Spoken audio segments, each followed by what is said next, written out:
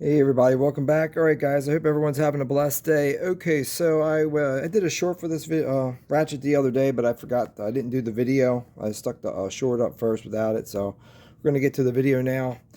But this was the Capri's new line of ratchet, 90 tooth ratchets, fine tooth ratchets. The part number for this is CP90. Now this one here on this the tab that comes with it has a couple extra numbers. It has a 90S38L, but if you look here on the head of the ratchet, it just has a CP90 on it. So I'm not real sure if that's the actual model number of it or if it's just saying that it's a Capri 90 tooth ratchet. I think that's the first part of it, and then the 3/8 is actually the 3/8 drive on it, and then the L is for the extra long handle because this is the extra long ratchet. 4-degree arc swing. These are made in Taiwan, and they are chrome vanadium steel. And there's your some more information on it about it. These are lifetime guaranteed as well. This is a comfort grip. This is the new comfort grip handle. First feel of it, like feels kind of like a Harbor Freight comfort grip. The harder plastic around here, and then this stuff here, it's trying to compare it to the gear wrench, how this is like a really soft type of rubber here. This is a harder rubber or a harder material, just like I said, just like a Harbor Freight grip. But I do like the grip because it's not rounded. It's got like a contour to it. Feels pretty good in the hands, and this handle's pretty long, so you can get your whole hand around the handle of the ratchet and not get in the way. So I was looking online and I wanted to get something that was longer. I think the longest 3/8 drive ratchet that I had might have been like 17 inches or 16 inches. I can't remember. So I was just looking online, just looking around at the different options that there were. And I seen this one here. It was supposed to be 20 inches long. I thought this would be great for getting way down in there when you're trying to get timing belt off a car or whatever. You're trying to change a serpentine belt. So just give you a quick measurement here from the top to the bottom of this. They're claiming this thing is 20 inches. But I don't know if you guys can see that or not. It's almost 20 and a half. It's like 20 and 3/8. So this is a pretty long ratchet compared to some of the other ratchets. I did have a like I said, here's my SK long-handled ratchet, and it's probably a little over 12 inches long, or almost. It's 11 inches long, and this is their extra long ratchet handle. So you can see it's a whole lot longer.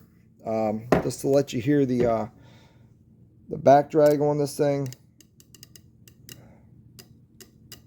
it's not too bad compared to the gear wrench. You can definitely hear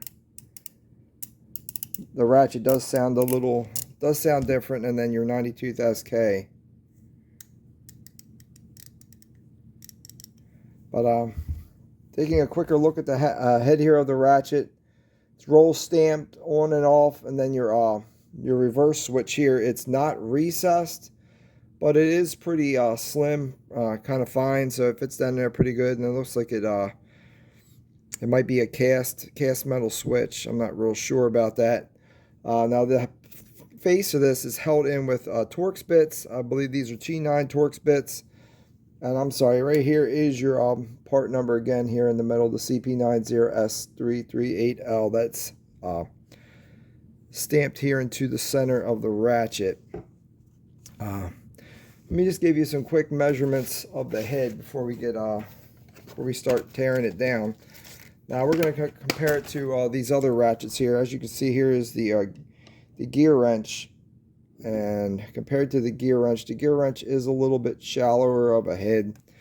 So if you're looking for something that's pretty shallow, your gear wrench is still your better bet for that. But as far as strength wise, this looks like it's pretty close to the this SK ratchet. Strength wise, I'm not so sure about how strong it is. We're gonna go ahead and we'll measure the thickness of the body first, and we're getting 14.5 millimeters, and then going to the top of the anvil to the back of the ratchet's 25.97, so about 26 millimeters. And then here is your gear wrench, 24, about 24 and a half. and then the ratchet's 12.7 millimeters. So there is a slight difference there in that as well.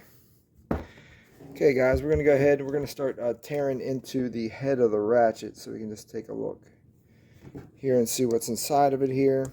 Like I said, there's two T9 Torx bits holding this face on this. Here's your first one, and there is some blue Loctite, so they are Loctited in there. The face is Loctited into place. And your other side, again, that's Loctited as well. Here is your plate, and as you can see, the plate does have a seal around the outside of the plate, so that's good. And as you can see, there's plenty of lubrication in there as well. That's covered in lube. Here's a picture of the inside of the ratchet. It looks like it's a floating pawl design, same as all your other a lot of your other 90 tooth ratchets. Here is this. Looking to see, looks like there is an O-ring. Here, let me go get a pin. Okay, let's go back to this again now. See, I thought there was there is an O-ring, which you can see right there, guys. So it does have the head of it is, the anvil of it is got a gasket. Faceplate has got a gasket, just like a lot of your higher end ratchets. It looks like it does have the some machine work back here. Maybe they're going to give you a quick release for this eventually. Come inside here. Here's your floating pawl. Just to give you guys a quick thing of how wide this is. It's about 1/4 of an inch wide. So that's pretty wide pawl, pretty decent sized pawl. And then inside there you got your single detent. Let's see if I can get this out here. Got a single detent with the spring. And that should be about it. And your switch should be able to come out. Up.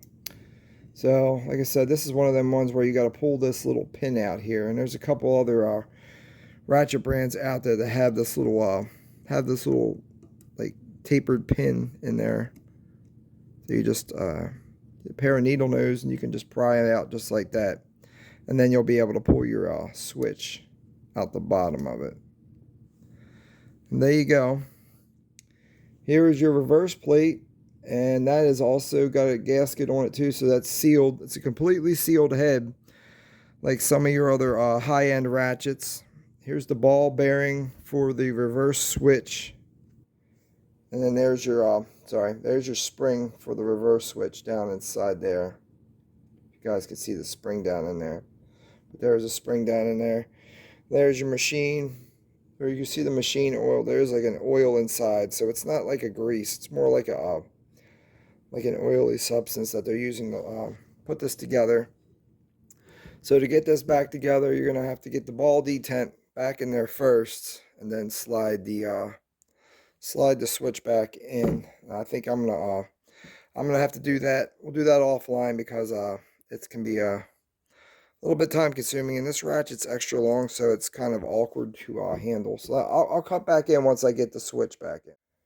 All right, guys, that was a pain in the butt. If you don't have to take the switch out, do not take the reverse switch out, because it is not fun to get in there. It's a really tight spot, and it doesn't want to line up. And I got these magnetic tools that the ball wants to stick to. You had to kind of like get the ball in the hole, get the switch started, and then depress the ball into the switch without it popping up, and then kind of work it down in there. It's just in a really bad spot. So then you just get your switch in there, and then just try to figure what would be the best tool for this. Sometimes these little keys are kind of hard to get back in there.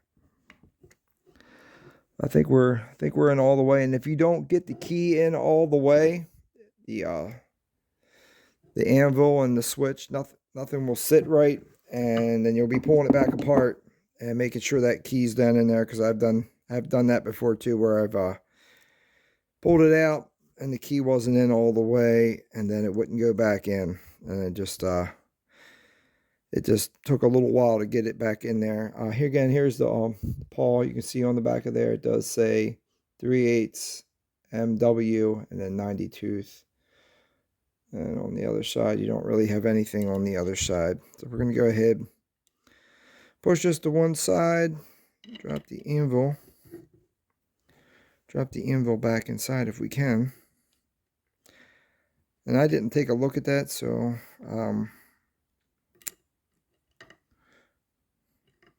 there we go. And that is a nice tight anvil too. Some of the higher end ratchets, you can tell the machine work, because it's hard to get the anvil back into it, because it's such a tight fit. All right, we'll put the gasket back in. We'll put our Torx screws back in.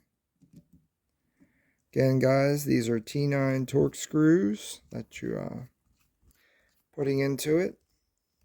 All right, there's that one. Here's the other.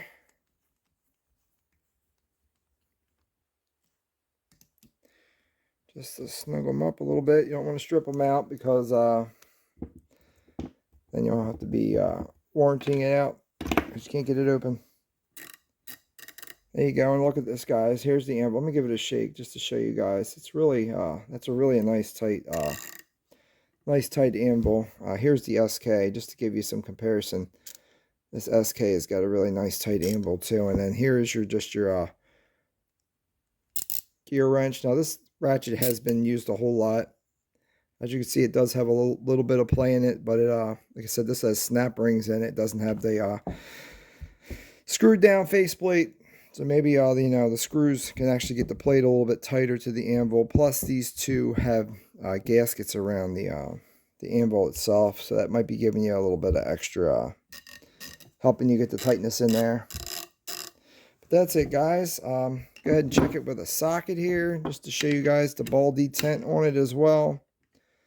And pretty good, pretty nice detent. It's not super tight, like some of the other ones, but you shouldn't have a problem with your sockets coming off. It's pretty decent, pretty tight anvil. So, all right, guys, that's it. I was glad I could share that with you. I hope everybody stays safe out there, and thank you. God bless you, and just have a great day, everyone.